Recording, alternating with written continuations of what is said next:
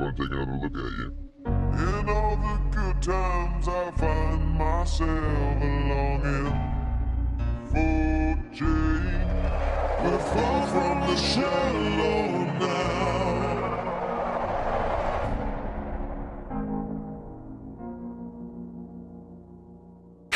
What's going on, guys? It's K-Dub here with another episode of Crypto Zombie. Thank you so much for joining me on this Thursday. So if we have a look at what's going on, we do see some minor green across the board, nothing too dramatic. We have Bitcoin still sitting right around that $6,500, $6,600 mark, pulled back about 0.1% for BTC dominance with a $219 billion market cap. If we have a look at the biggest gainers of the day, we have Bank to the Future up 182%. Holy cow, that's insane.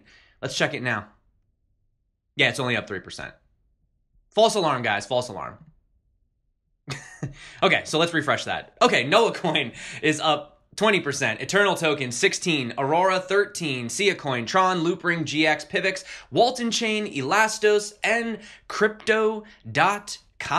All looking well today. We are still doing that sideways pattern in the triangle. And Mike Novogratz is back, except this time he's pulling back his price prediction from a $10,000 Bitcoin to a $9,000 Bitcoin at the end of the year.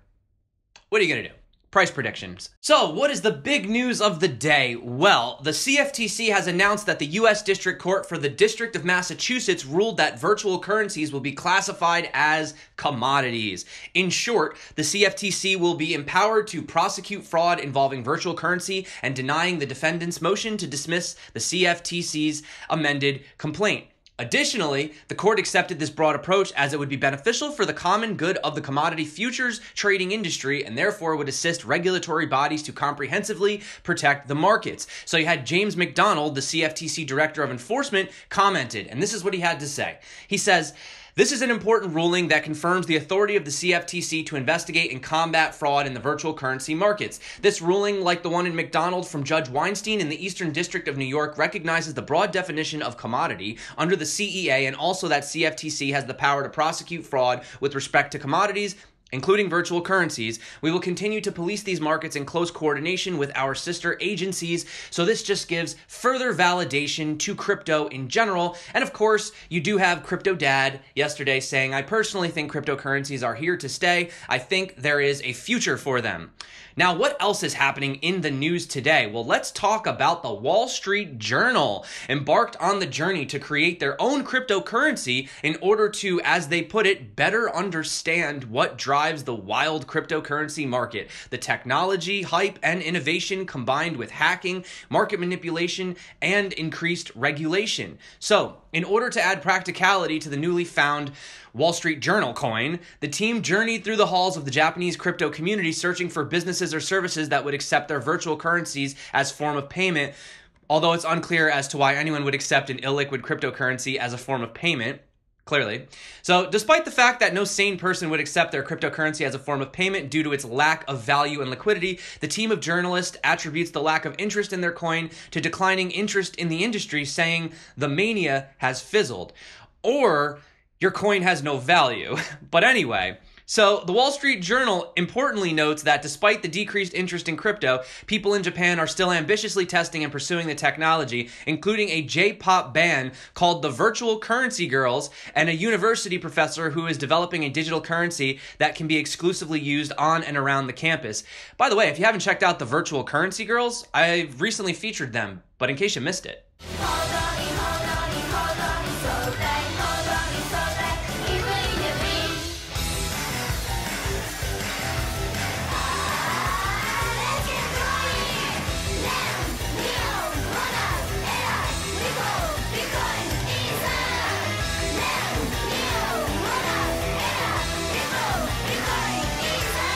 The Wall Street Journal also put out this video. It's about 24 minutes long, give or take. And yeah, it goes into talking about the coin and all this other stuff. So there they are right there. There's the girls. So moving on to some other news. We have Polionex has recently initiated the process of shutting down its crypto margin and lending products for US-based users. So they quote, "By the end of the year, we're taking steps to remove our margin and lending products for US-based customers. These changes are part of our ongoing commitment to ensure that Poloniex complies with regulatory requirements in every jurisdiction." So if you guys aren't familiar, Circle, the Goldman Sachs-backed cryptocurrency behemoth, acquired Poloniex at a valuation of around $400 million previously. So this week, Circle stated that its primary vision with Poloniex is to professionalize and improve the exchange in terms of security, compliance, and efficiency. As a part of the initiative, the company decided to shut down margin trading and delist several tokens. It's possible that the shutdown of One Broker, which we also spoke about, a popular cryptocurrency exchange by the US SEC and the Federal Bureau of Investigation for illegal distribution of securities, have led exchanges in the US to become more cautious with their approach in supporting cryptocurrencies and trading activities. So there have been some mixed responses to this. Some people are perfectly okay with this, saying that it's fine. It'll allow the exchange to solidify its position in the US. Others are very frustrated, saying that it's a total fail. They KYC'd everyone. A bunch of users left. They delisted like 30% of their coins. So yeah, it's a little bit of a mixed response, but I guess they're basically just trying to comply with things moving forward. We also have the Winklevoss's Gemini crypto exchange secure insurance coverage for custodied assets. So their digital insurance coverage will complement the already available FDIC insured US dollar deposit. So Yusuf Hussein, Gemini's head of risk, said consumers are looking for the same level of insured protection they're used to being offered by traditional financial institutions. Educating our insurers not only allows us to provide such protections to our customers, but it also sets the expectation for consumer protection across the crypto industry.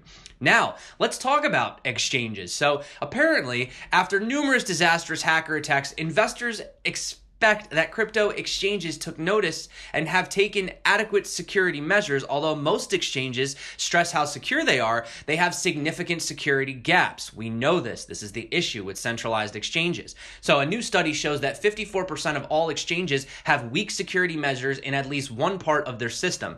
This makes them and their customers vulnerable to hackers. So here's some statistics for you. 41% of exchanges allow passwords with less than 8 characters. 37% of the exchanges allow passwords that consist only of numbers or letters. 5% of the exchanges allow registration without an email check. 3% of the exchanges lack a 2FA, and only 46% of the exchanges meet all 4 of the requirements. So if you look at ICOrating.com, they published a list with the ranking of the awarded points on its homepage. None of the exchanges could reach a score of 90 or higher. Coinbase receiving the most points, which was 89 out of 100, followed by Kraken, which was 80 out of 100. And I don't even see Binance on the top 14. So that is very interesting. Now, in other exchange news, we do have Cryptopia. They've completely revamped their look over here. Will that encourage more people to use Cryptopia? I don't know. I used to use it back in the day. Pretty much consistently had terrible experiences with it. On top of the fact that I would constantly get emails telling me that my account had been compromised. So finally, I just basically stopped using the exchange. But, maybe some people like it. I don't know. Talking about other exchanges, so Binance has invested $2.5 million in a blockchain-based travel startup. So it says that they're working with Queensland-based TravelbyBIT to develop a point-of-sale system for airports around the world. So with the aim to encourage travelers to adopt digital currencies, the Binance TravelbyBIT partnership would enable merchants at international airports to accept payments in Bitcoin and other digital assets. Also, the duo would allow digital currency travelers to book travel plans using digital currencies. Now, I know that this kind of, we need this because even with like Expedia, that was what I used to use, and then Expedia decided they were just going to silently stop accepting it in the background, and that's a bummer. So we do need these other projects and other things that can allow us to buy traveling with Bitcoin, So let's talk about DENT Exchange. They're already running on the background of the mobile apps with more than 4 million users since the launch last year. And I guess basically they're just sort of teasing their exchange, another exchange, guys, that's coming out. So this is like the preview of it, I guess. Looks pretty polished and nice. So yep. Also, on the same note of exchanges, there was this article that came out from BitCanuck, and it's the influence of decentralized exchanges on crypto market. So the truth is whether or not we want them, they're coming. There's a lot of exchanges coming. Actually, I've noticed a huge pattern of exchanges dropping lately. Like, it seems like it used to just be all about ICOs, and now it's just like everyone's starting an exchange. So, you know, I'm not going to knock it. It's difficult because you have that first mover advantage. You have Binance and these other guys that already have all the users. But if maybe an exchange can come along and do something that's absolutely revolutionary, totally different, user experience is great, and have liquidity, well, then we'll see. But have a look at this. It's only a 5-minute read. I'm not really going to go into it, but I will drop it below if you're interested. Now, moving on to some coin news of the day. This is about Ethereum. So we have Prismatic Labs, a team of developers committing to scaling Ethereum, announced the release of their first demo of their Ethereum 2.0 Shasper, which is a combination of sharding plus Casper project, so it's called Prysm. The team stated that this version will serve as a platform for a production-oriented release that is written in the Go language. Through this release, the team hopes to set a standard for the developments of Ethereum 2.0. Moreover, the team stated that the release includes a popular used scalable build system known as Bazel. Industry giants like Google, Pinterest, Dropbox also use Bazel. Basil? I don't know. Might have said it wrong. But anyway, moving on. So let's talk about Kitepay for NANO. So this is kind of like a little Q&A that they had on the NANO medium over here. But I highlighted some of the key points. You can have a look at it. Essentially, the Kitepay module is an all-in-one solution for merchants to accept payment through services such as Stripe and Coinbase, as well as systems for individual cryptocurrencies implemented into their exchange, into their existing web portal. So it's actually going to be really easy. You just kind of insert it into your already existing e-commerce store or whatever. So it's going to be really easy to use. They say that they focus on making integration simple. Our module creator allows a merchant to create a beautiful payment module that is easy to customize and insert into their already existing software. Finally, Kitepay never controls the private keys of any cryptocurrency wallet. The Kitepay processor generates a random seed for the merchant and never stores this server side. So this is really great. I like NANO a lot. I really do. I think it's a great crypto. You know, people have some concerns over some vulnerabilities and security issues, but I think as far as like a cryptocurrency is concerned, it's really, really useful, really fast, and yeah, definitely a fan of NANO. Now, I wanted to give a shout out to Crypto Future. I've actually followed this guy for quite some time. I remember he was really big into Walton Chain for a while, very big into Neo. He's been doing a lot of Elastos videos recently. So he did an update on the Elastos decentralized marketing platform. So if you are interested in seeing what that is all about, you can have a look over here. I'll drop his video as well. Also, Elastos Explained by Box Mining. I have to say, I watched this video earlier. It was a pretty cool video. He used the Deathsatr as a reference. So I'll drop both those videos below if you guys are interested for you know, some updated. I know a lot of people love Elastos. I love Elastos, but it's hard to keep up with all the content that's coming out all the time. So I wanted to talk about Celer Network as well. So they're a project that I've had on the channel. We've spoke to Mo Dong. Actually, he's been on the channel twice, once for Token Tank, once for a personal interview. I really like what they're doing. It's a very unique approach to second layer scaling. So in this Medium post, they say, we're thrilled to announce the upcoming launch of Celer Network SDK and testnet, release name Centauri, through a series of events in the San Francisco Blockchain Week, which is literally happening next week. In like, I think the registration's over in a day and 7 hours or something like that. So long story short, Centauri supports Ethereum and is backed by C-Channel's Generalized State Channel Specification and COS Off-Chain Operating System. So with Centauri, Celer immediately brings instant transaction finality and reduces 1000x transaction latency on Ethereum. This significant latency reduction and generalized smart contract support will fundamentally transform the blockchain application landscape by enabling pay-per-use microservices, instant machine-to-machine payment, IoT services, prediction market, and decentralized asset exchanges with instant off-chain order matching, highly interactive blockchain games, online micro auctions, and so many more. That was literally one sentence. Just pointing that out. Support to more blockchains and adding sidechain to the C-Channel construct will come in the future. You can also see down here they're releasing a version of their C-Wallet, the first ever mobile cryptocurrency wallet powered by the Celer SDK. They have a few things in there. They have some, well, I guess they're not dApps, they're C apps or caps. Now up here, see, there's a raspberry smash, and there's a Gudo juice, and there's a hard one to find, a rhubarb delight bottle cap. Oh yeah, Bert. Huh? Well, I bet when you look at those bottle caps, you really get excited. Boy, I sure do. Maybe? So CPay is capable of delivering arbitrarily small payments in milliseconds with zero fee. And then you have Gamaku, a fun board game to showcase the advanced off-chain smart contract execution capability. And also, I guess if anyone's out in San Francisco, they are doing a limited edition with a bunch of t-shirts. Like literally it's going to have a limited number on it. So if you're out there, stop by the booth, check them out. They're really cool guys, really, really, really friendly. Now let's talk about this campaign launched to recognize XRP as the official cryptocurrency for the Tokyo Olympics in 2020. So you have Ken Takahashi has started a petition to the organizing committee of the next Olympics to make XRP the official currency of the event. The petition on change.org seeks to persuade the committee to allow Ripple's XRP to become the official cryptocurrency during the games.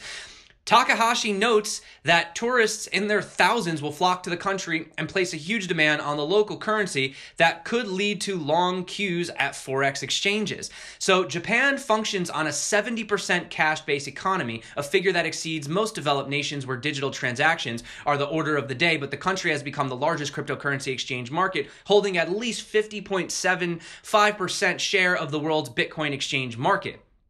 It's pretty massive. The cash transaction are far more expensive in the financial world than the digital transaction. So it says that leading banks in Japan foresaw the change and already considered creating a digital currency, the J-coin, to remove the use of a cash-based option. So the news appeared in the media on September 25th this year, showing the initiative had the blessing of the country's financial regulators for the 2020 Olympic Games. So are they going to use the J-coin or are they going to use XRP? We'll find out. We have 18 months. We have 18 months. Could be anything. Could be anything. Also, I just wanted to point out this article from Invest in Blockchain. They say 10 altcoins to watch in Q4. Let's have a look together. Cardano, Digibyte, EOS, Komodo. I like Komodo, by the way. I do. PayPay. Okay. XRP. Selfkey. Interesting. Swarm. Not too familiar with that project. Theta Token, and Zilliqa. So, what are your thoughts on their 10 coins to look out? Do you agree with this list, or I just figured I'd kind of throw it out there to ask you? It's always interesting when, a news site has a top 10 list. So, let's also talk about BitTorrent Incorporated, okay? So, what's the story? Well, uTorrent Web has surpassed 1 million daily active users. This is massive, considering we have things like Augur, which has, I think maybe like 25 users a day or something like that. So anyway, they say our users have already downloaded our licensed content, which features both top tier and emerging content creators well over 100 million times. While the growth in our daily active users is a great validation of product market fit, we are equally proud to see the uTorrent Web drives dramatically more users engagement and playback than any product in BitTorrent's history, which is a huge win for our 30,000 plus licensed content creators. I believe it's also a huge win for TRON as well. Let's talk about a couple things, adoption, and then let's get out of here, guys, because I know we all got things to do. So, we have a New York real estate agent and property developer are using the blockchain to tokenize a multi-million-dollar Manhattan property in order to secure greater and more consistent funding. The property consists of 12 1,700 square feet units and is located in the popular Manhattan neighborhood of East Village. Recent appraisals placed the value of the property around $30 million, all of which will be funded through tokenizing the property in order to avoid the issue incurred by traditional bank-led financing. Now, despite the apparent risk involved in the property tokenization and token definitions as commodities or securities, the Manhattan project is being done with Propeller and Fluidity, two companies that have created a financial token-based fundraising framework that is fully compliant with U.S. securities and regulations. This is something I was having a talk with the other day. I forget who I was talking this about, and we were discussing tokenizing buildings to the point where you could own portions of them. Right? Like, for example, how many people can actually own a building in New York, right? Not many. They're freaking expensive, right? But imagine owning portions of it. And imagine the rent that's paid by all the people in the building can be distributed equally to the shareholders of the tokens. It's pretty cool. I definitely see a future where that's possible. I mean, it is happening right now, but, where it's more widely adopted. And finally, before we go, I have one more news story, and that's over 1,500 Bitcoin ATMs to be deployed in Argentina in response to the rampant inflation. So it says Argentina is an ideal location for Bitcoin ATMs because of inflation of its national currency, which has lost more than 50% of its value against the dollar so far just this year alone, and is expected to exceed 40% by the year's end. So Charlie Bolello, director of research of New York-based investment advisory group Pension Partners, recently published findings on the returns of cryptocurrencies and fiat currencies, which revealed something remarkable. So this year, Bitcoin has actually outperformed the Argentine peso, as well as the Venezuelan bolivar and the Sudanese pound. Not surprised to hear about that, which is why a lot of these other countries are turning to cryptocurrencies, because they are better alternatives than what they currently have right now. But that's really cool. 1,500 Bitcoin ATMs getting set up all over the place. I love it. I can't get enough. By the way, before we go, did anybody else get this alert the other day? It said trade all your fiat for crypto and HODL. No other action needed. I wasn't the only one that got that, right? It's a joke. Just kidding, guys. But it does make you think. You know, John McAfee had a point. Like, the fact that they can just get into all of the phones like that makes you think, like, if they're not listening, if they're not watching, come on, guys. You ever been talking about something and then all of a sudden, like, you look at your phone and all of a sudden it's recommended to you in an ad, right? They're listening. They're definitely listening. That being said, I want to say thank you so much for coming back to the channel. You guys freaking rule. I get so pumped to make these videos for you guys. You know I love you guys. Thank you so much for coming back to the channel. It's Thursday, one day away from the weekend. That being said, thank you so much to everyone who's been liking, subscribing, commenting. You're the best. My name's K-Dub. This is Crypto Zombie. Until next time, stay crypto and peace out.